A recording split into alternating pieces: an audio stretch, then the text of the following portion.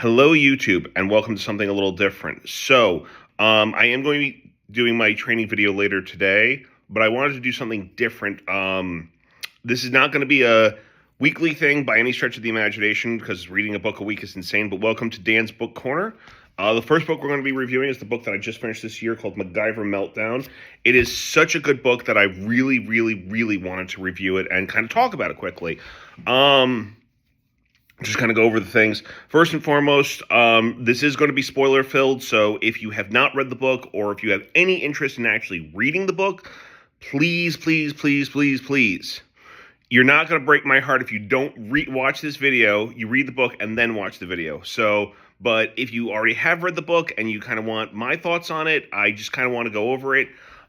First and foremost, this is genuinely the best book I have read in, I want to say, a long time, because I'm a big spy thriller fan, but lately Bond books have been just kind of stuck in the past, for lack of a better phrase. They're all taking place in the 50s or the 60s, and I like, I kind of like when spy books take place in the modern era. And while On His Majesty's Secret Service was good, it was not, it was a little short. And it was a little bit, I wanted more to explore the world of like the modern spy era much more. Macgyver Meltdown gives that.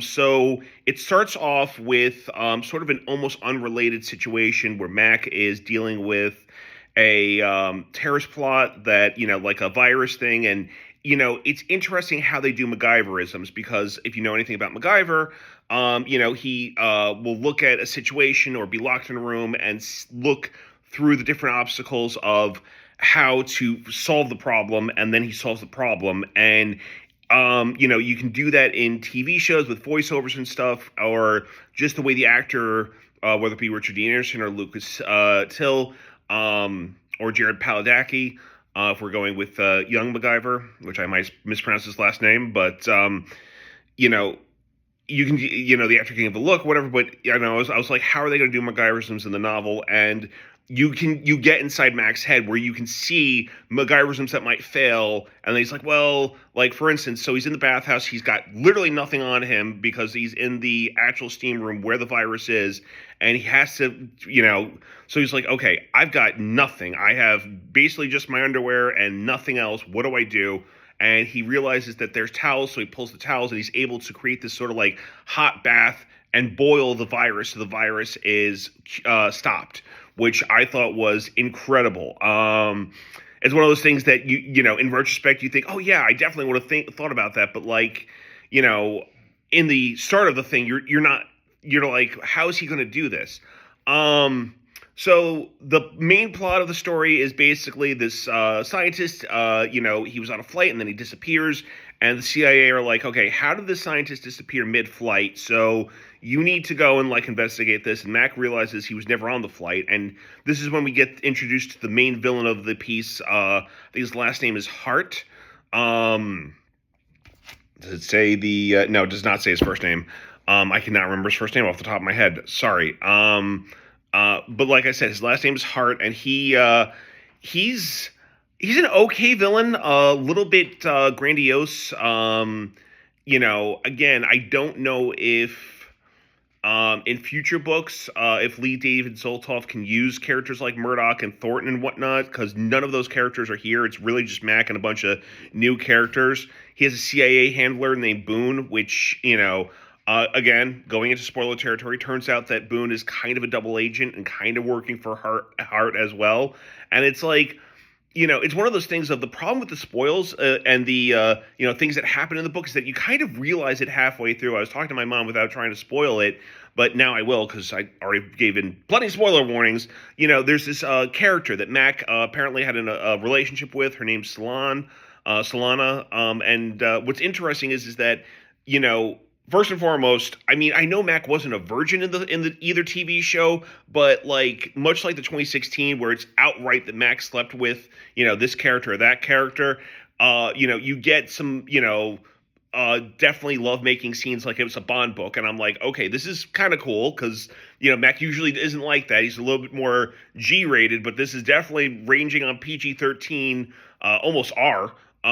which is in some parts, which is kind of cool. But Mac, she's like, they're in love, and Mac's like, I'll give up this life if you want to give up this life too. And then halfway through the book, she's like, I'm going to give up this life and be with Mac. And as soon as I read that passage, I'm like, you're dead. There's no way you're living out this book. You're not surviving.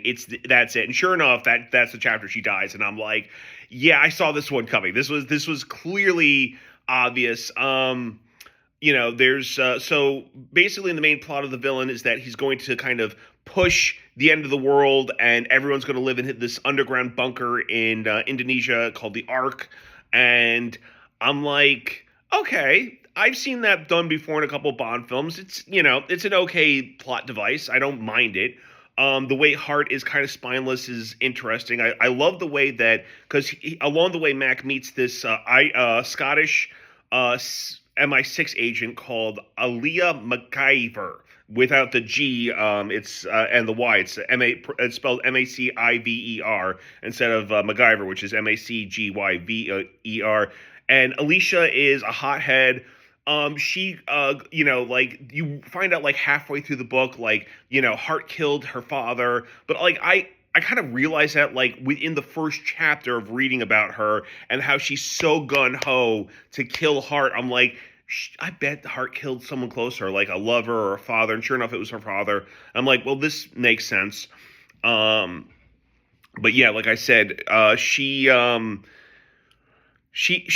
okay character. She's kind of I wouldn't say that she's the second girl in the thing because they don't have a romantic relationship, her and Mac, but she definitely is kind of nuts, kind of like really bloodthirsty until the very end when you get that sort of I want to say classic MacGyver thing of no, don't kill Hart because wouldn't it be better for him to be in jail and rotting away? And finally, Alicia, butts the gun on Hart's head, knocks him out, and goes, "You're right." And I'm thinking to myself, I don't know if that really would happen. I feel like Aaliyah was the way that they wrote her was just so bloodthirsty. I can't imagine any speech would have made her, change her mind.